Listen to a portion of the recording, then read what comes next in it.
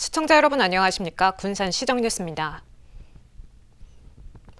군산시에 6년 전 출시한 공공배달앱 배달의 명수가 민간 배달앱의 거세 공세에 밀려 매출과 가맹점 수가 모두 감소하는 등 위기를 맞고 있습니다.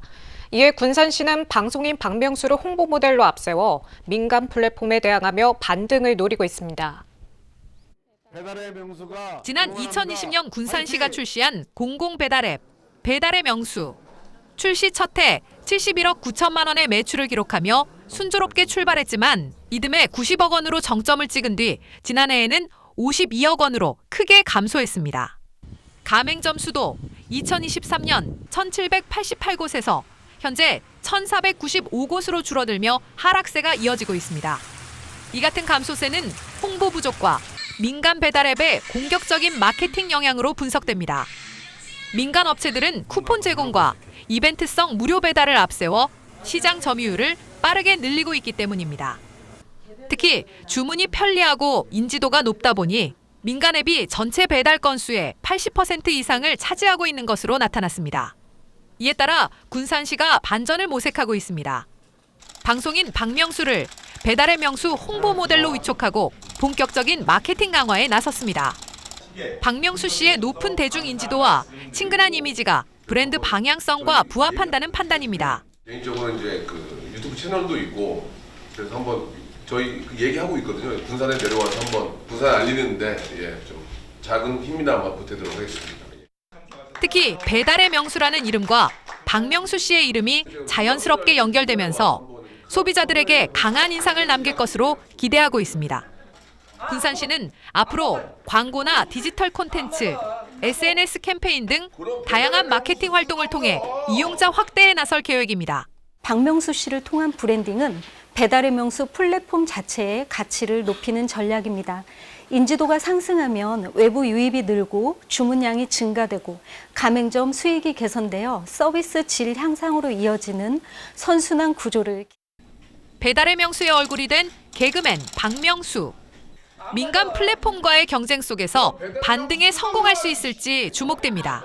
군산 파이팅! 장항선 복선 전철화 사업의 일환으로 추진되는 군산역 고속철도가 내년 말 개통될 전망입니다. 군산시에 따르면 장안선 복선 전철화 사업 가운데 군산역이 포함된 홍성에서 대야간 82.3km 구간이 내년 말 완공될 전망입니다. 이 사업이 완공되면 최고 시속 286km에 달하는 중고속 열차 KTX 이음이 군산역에 하루 17차례 정차할 예정입니다. 한편 군산 시민들은 기차를 이용해 서울에 가기 위해서는 군산역에서 장안선 무궁화호, 새마을호를 이용하거나 익산역으로 이동한 뒤 KTX나 SRT로 환승해야 했습니다. 군산시가 군산형 기본사회 모델 설계에 나섰습니다. 시청 대강당에서 전체 직원을 대상으로 강남훈 기본사회 이사장의 특별 강연이 진행됐습니다. 이를 통해 기본사회 개념과 정부 정책을 공유했습니다. 앞서 군산시는 기본사회 시민추진단을 출범했으며 지역 단위의 재생에너지 확대와 공동체 기반의 자산 형성 등을 통한 군산형 기본사회 모델을 구축해 나갈 계획입니다. 군산시가 미원광장에 우수저료조 설치를 추진합니다. 시는 우수저료조 설치가 포함된 미원지구 우수유출 저감시설 사업지구 지정 신청을 정부에 냈습니다. 미원지구는 많은 비가 내리면 상습적인 침수 피해가 발생하는 곳으로 사업지구에 선정되면 국비 지원을 받아 재해 예방 사업을 벌일 수 있습니다. 시는 345억 원을 들여 미원광장 지하에 13,000세제곱미터 규모의 우수저료조를 설치하고 배수관로 정비와 스마트 경보 시스템 구축 등에 나설 계획입니다. 군산시가 체육대회 유치를 통해 지역경제 활성화에 나섰습니다. 군산시는 올해 국제 전국체육대회 16개를 개최해 4만여 명의 방문객을 유치하고 200억 원 규모의 경제 효과를 창출한다는 계획입니다. 이는 지난해 14개 대회를 통해 5만 6천여 명이 군산을 찾으면서 197억 원의 경제 효과를 거둔 데 따른 것입니다. 한편 시는 생활 및 착형 체육 인프라 확충을 위해 2028년 준공을 목표로 월명 국민체육센터를 건립하고 있습니다. 군산에서 빈집을 철거하면 최대 400만 원을 지원받을 수 있습니다.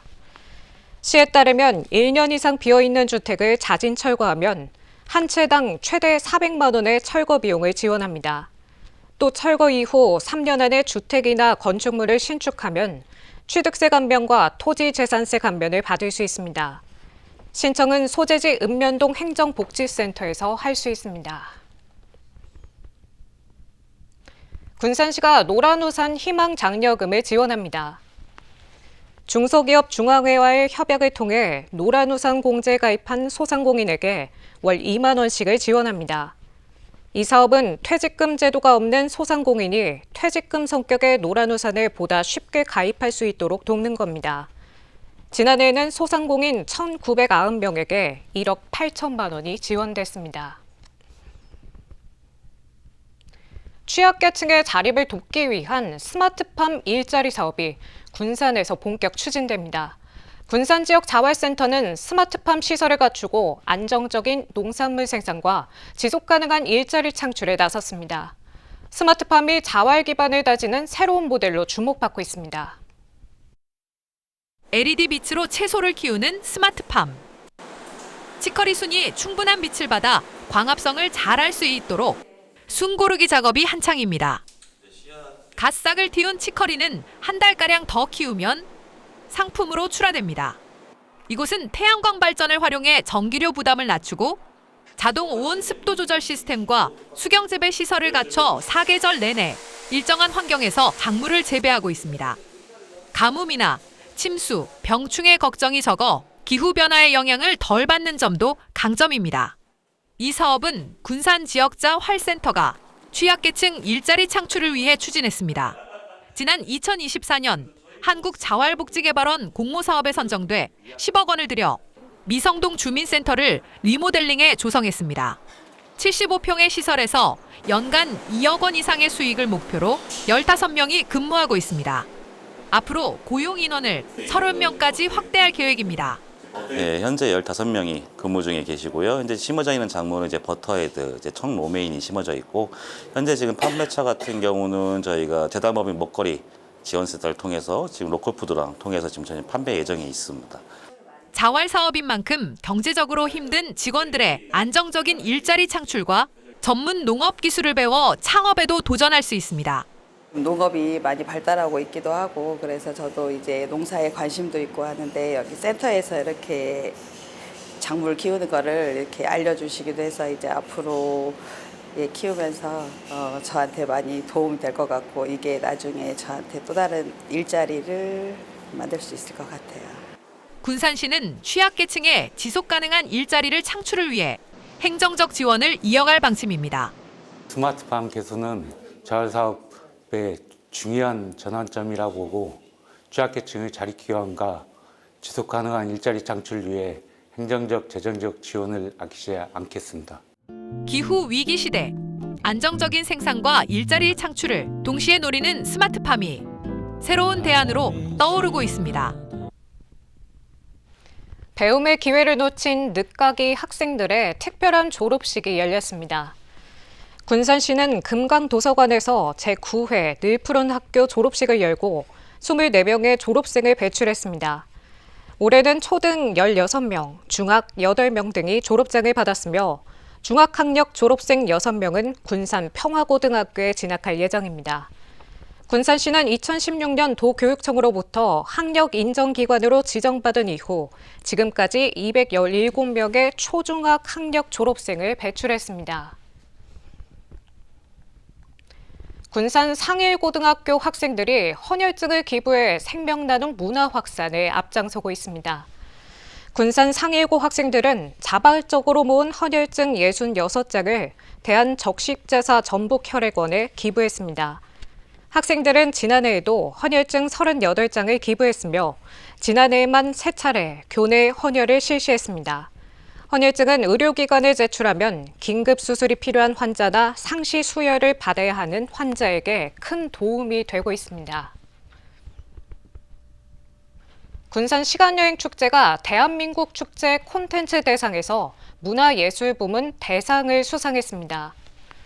군산 시간여행축제는 서울 용산 전쟁기념관에서 열린 대한민국 축제 콘텐츠 대상에서 이같이 수상해 축제의 우수성을 입증했습니다. 군산 시간여행축제는 시간이라는 무형의 자산을 차별화된 콘텐츠와 참신한 기획으로 풀어내 군산만의 특별한 축제 경험을 제공했다는 평가를 받았습니다. 한편 올해 축제는 오는 10월 2일부터 5일까지 4일 동안 군산 시간여행 마을에서 열립니다. 군산의 축제를 심의하는 축제시민평가단이 새롭게 출범했습니다. 군산시는 제2기 축제시민평가단 40명을 위촉하고 군산축제체험단이라는 공식 명칭으로 활동하게 됩니다. 이들은 오는 4월 24일 열리는 꽁당보리 축제를 시작으로 10월에 열리는 군산 시간여행 축제까지 군산의 축제와 행사에 참여해 암행평가를 수행할 예정입니다. 축제체험단의 최종 평가 결과는 해당 축제를 주관한 부서와 공유해 축제 운영 개선에 적극 반영할 계획입니다. 군산 청년들의 취업과 창업 지원이 강화될지 주목됩니다. 군산 청년들은 군산 고용복지 플러스 센터, 군산 상공회의소, 군산대 등 유관기관 14곳과 협의회를 열고 청년정책 연계 확대 방안을 논의했습니다. 협의회는 올해 AI 활용 기초교육과 AI 팟 자격증 취득, 군산 전략사업과 연계한 실무교육 등 단계별 AI 역량을 강화하기로 했습니다. 또 면접비 지원 사업과 구직 청년 대상 취업 지원 프로그램의 공동 운영 등도 논의했습니다. 다음은 읍면동 소식입니다.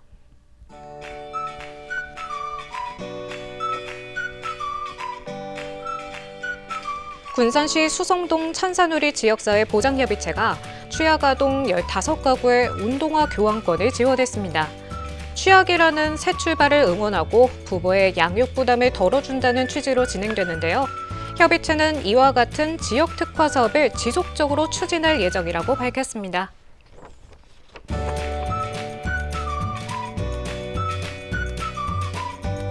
옥산 농업협동조합이 2026년 병오년을 맞아 지역사회 소외계층을 위한 성금 500만 원을 군산시에 기탁했습니다. 이번 성금은 경제적 어려움을 겪고 있는 옥산면 저소득 세대를 지원하기 위해 마련되는데요. 전달된 성금은 전북 사회복지 공동모금회를 통해 도움이 필요한 옥산면 가정에 지원될 예정입니다.